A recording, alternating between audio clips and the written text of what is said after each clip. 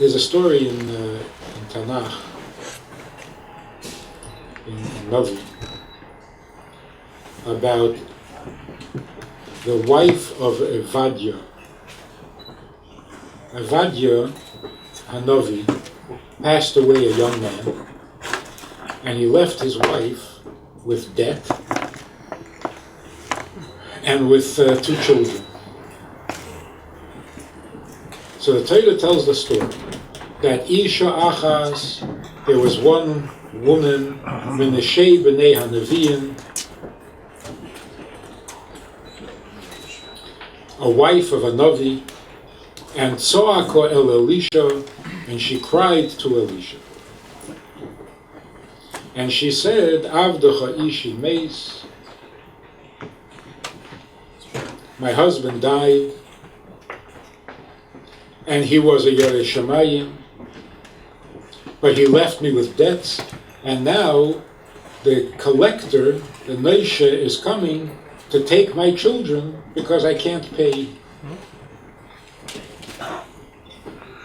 Elisha says to her, what do you have left in the house? She said, I have nothing, except Osuch Shona, an oil pitcher. So the Navi said, Elisha said, go shali loch kelim min achutz, kelim reikim al tamid. Get as many empty jars and vessels as you can, bring them home, close the door, and pour from your oil pitcher into all these empty vessels. So she does this, and all the empty vessels are filled with oil, because the pitcher miraculously. Then she comes back to the Navi, and she tells him, and the Navi says, sell the oil, and you will live, you and your children will live on the profit. The Alter Rebbe explained the story like this. Isha is a reference to the Neshama. Neshama is Lashon Nekeva. In our relationship with the Eibishter, sometimes he is our father and we are his children. Sometimes he is the husband and we are the wife. So the Neshama is a feminine. And when it comes down into a body, it becomes like a prophet. Not a major prophet, a minor prophet. The Neshama hears the Eibishter, the Baskol. So it's a little bit of a Navi. A Navi hears clearly, every Neshama hears a little bit. That's called Menashei b'nei Hanaviyim. Every Neshama, when it comes down and becomes a little Navi, cries. Tzoaka. Who does she cry to? Tzoaka el Elisha. Elisha means the Eibishter, who answers and responds to your prayers. It may have 2 words. The Eibishter's name and Shah, responding. What is the Neshama crying?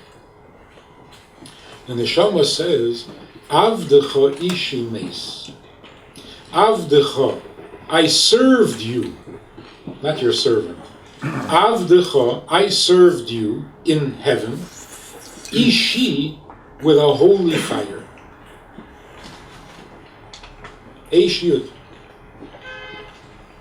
But now that I come down into a body, my ahava, my fiery ahava, the holy Eish, has become corrupted.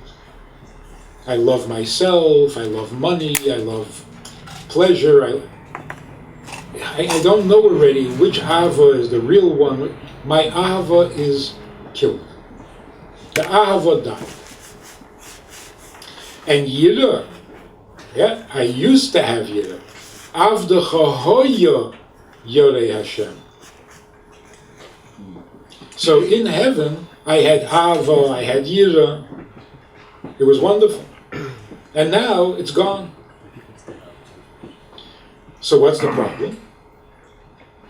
The problem is, I know that I have to do mitzvahs, and I will do the mitzvahs, but the mitzvah without Ava and without Yira is like an empty vessel. It's like a body without a soul. Keguf b'lei neshama.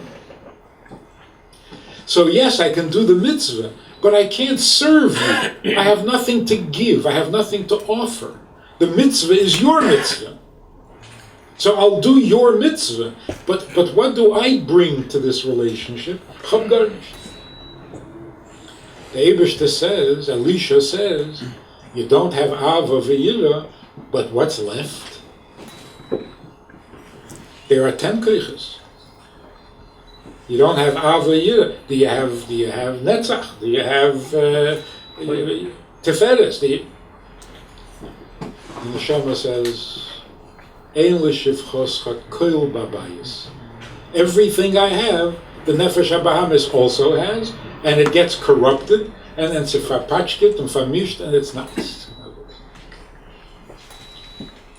So the Neshama cries. I don't want to just do mitzvahs without putting something. The Rebbe would give out dollars to give to tzedakah. So people would go and give the dollar to tzedakah. The point was, give my dollar, but add your dollar. So the Neshama says, I can't add anything, I can't give anything. And that feels terrible. And that's why Chassidus, by the way, that's why Chassidus came, because people were asking, how do you serve? I know how to put on tefillin, but how do you turn that into an avodah? How does? So what does the Eibishter say to the neshama? And of course, we're talking about everybody's neshama, not something that happened in the times of Elisha. The Eibishter says to the neshama, you're right. The mitzvahs you'll do will be like empty vessels. Kelim reikim. Aber kelim reikim al tamiti. Don't take it lightly. Don't dismiss empty vessels. They can be very, very precious. How? Pour your oil into it. You don't have ahava, and you don't have yira. You can't serve me with love, and you can't serve me with fear. Fine. Give me your oil. Fill the vessel, fill the mitzvah with your oil instead of your love and fear. What is the oil? We know that in Torah there are 3 parts. There's a part of Torah that is called water. Hey kol tzoma l'chul hamayim. Ein mayim ela Torah. Then there's a part of Torah that is called wine. Yeino shel Torah. And then there's a part of Torah that is called shemen, the oil. The difference is, water is absolutely essential. Without water, nothing happens. There's no life. Water is everywhere, and water is open. It's not hidden. That's the part of Torah that is nigla. It's revealed. It's the essential of life. Without that, there's nothing. So the simple pshat, the obvious meaning of Torah, that's the water of Torah. The wine is not everywhere, and it's not revealed. It's hidden within the grape. So to get wine, you have to extract it from the grape. That's already a deeper part of Torah that takes a little more effort to find it. You don't see it immediately. You have to dig a little deeper. That's like Medrash. Medrash goes a little deeper, the rest of the story. But it's not very hard to get wine out of a grape. Even a child can do it. But then there is the core, the etzem, the essence of Torah. That's like the oil. To get a drop of oil out of an olive is very difficult.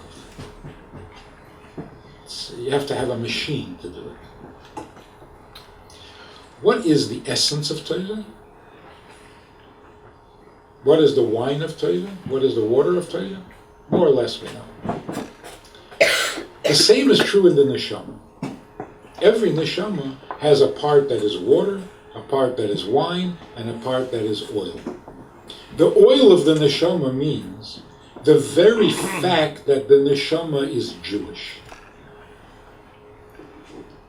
I'm Jewish. I don't know anything, I don't feel anything, I don't experience anything, I have no sensitivities, I have no emotions, I have no feelings. But am I Jewish? Yeah, why not Jew? The Eibishter says to the neshama, in Gan Eden, you had ahava. You offered me your ahava. You offered me your yira. The emes is, I don't need ahava, and I don't need yira. What I need is you. You. The oil. If you give me you, that's even better than giving me your love. What does it mean? So many places in Chassidus, it uses the example of the Kal Shebekalim, the lowest of the low, the most estranged Jew who does nothing, who knows nothing, but when they ask him to bow to an idol, there's no way he can do it. He can't do it. He doesn't understand why. He doesn't understand himself. But he can't do it. Why? You're asking me to not be Jewish, that I can't do. You want me to not be frum? Fine. You want me to act like non-Jew, to become assimilated? Yes. But not to be a Jew? No. I can't do that. That means your identity, the fact that you are a Jew, connects you to the Eibishter even when everything else fails. So why doesn't he bow to an idol? Not because he knows that Avodah Zarah, Yehorig Val Yaver, it's a big Aveda, it's a terrible Aveda. He doesn't know that. All he knows is a Jew doesn't do that. I remember not long ago, 10, 12 years ago, when Russians were coming out of Russia, Russian Jews, and they would come to Minnesota. They didn't know anything, and they didn't care about anything, and they weren't interested in anything. But they all had a bliss. Because somebody said to them, that's what a Jew does. Everything else, they said, that's what Frumme Yidden do. Orthodox Jews put on tefillin. Okay, I'm not Orthodox, let me up. But Jews, so they would come to a rabbi and they would say, what Jews do, yeah? That's what I want. Why do you want it? That's what Jews do. I'm a Jew. That's the oil. So the neshama says to the Eibishter, cries to the Eibishter, that the animal soul, the Yetzer Hara, is taking away my children. Children means love and fear. Because love and fear come from the brain and is born in the heart. So they are the children.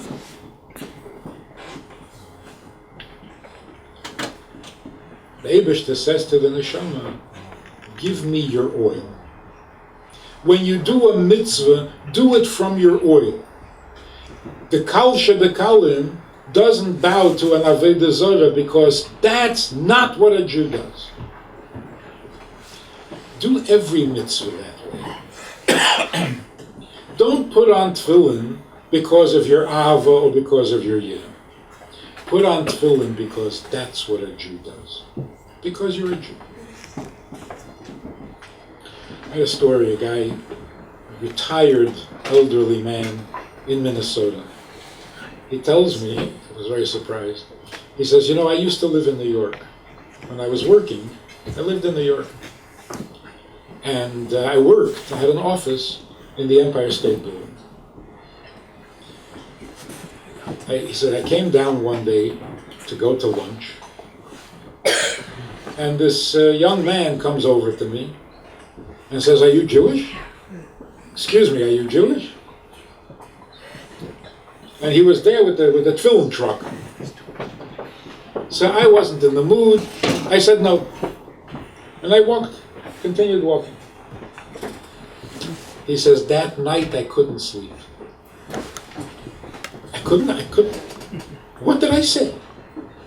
I'm not Jewish? He couldn't forgive himself. I said I wasn't Jewish. The next day, he went down to lunch and went looking for the truck. He didn't know that it only came on Friday. So every day of the week, he says, I went looking for that truck. He says, what did I do? How could I say such a thing? Couldn't sleep a whole week. Finally, Friday, he hears the music playing, he runs to the truck. Before he can say anything, Bachel says to him, excuse me, are you Jewish? He says, of course I'm Jewish. So the guy said, would you like to put on tefillin? Of course I'll put on tefillin. Would you like to take home a pushkin? How about candles for your wife? Yes. He wasn't going to say no again to anything. That's called the oil. Why, only when it comes to bowing to an idol, do we suddenly become so Jewish that we can't? But when it comes to every other mitzvah, there's a possibility. Because every other mitzvah, we think we have to do it with kavanah, with ava, with tainug. Do the mitzvah, every mitzvah, because of your oil. Just ayid. What do we tell children? How do you raise a child who keeps mitzvahs? You tell them to make a bracha because he loves the Eibishter. You tell him to make a bracha so that he can be frum. You tell him to make a bracha because if he doesn't get the cookie.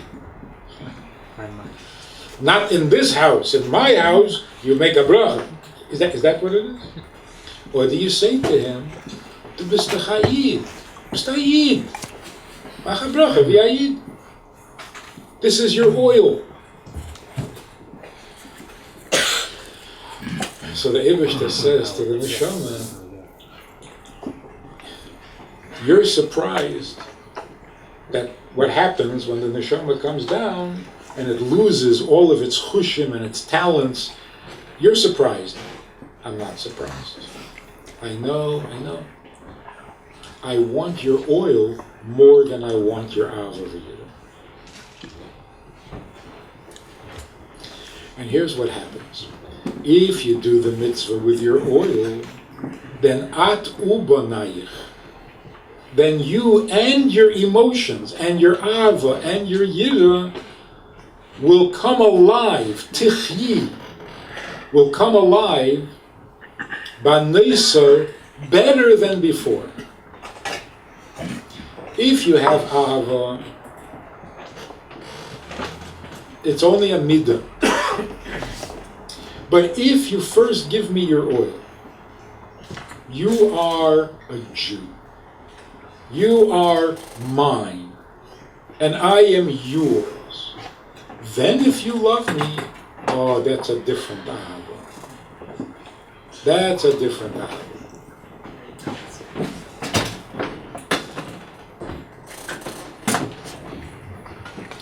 like the difference between a stranger who likes you, who loves you, or your children who love you. Stam ahava, okay, it's nice. If it goes away, it goes away. We've been friends for 40 years. I've had enough of you. Lamid up, sei mir gesund, and that's it. Our friendship is over. Okay, we can live with that. But if you're my child, then your ahava has a completely different meaning. It's not stam ahava. It's a piece of you. And I want. Your ahava, that's a different thing. So that's what the neshama is told when it comes down Elam Hazeh. And that's what the Torah is telling us in the story in the Navi. Not about a woman who lived a long time ago, but about our neshama.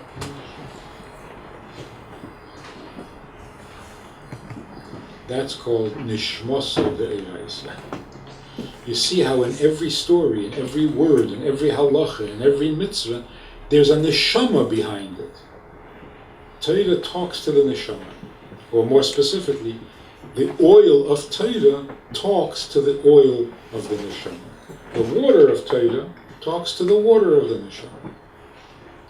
So what is chassidus? Nobody knew this until the Alter Rebbe. So the Alter Rebbe revealed the neshama, not the ruach, not the nefesh, the neshama, the oil that makes the yeridas haneshama a blessing, not a torture or a disaster.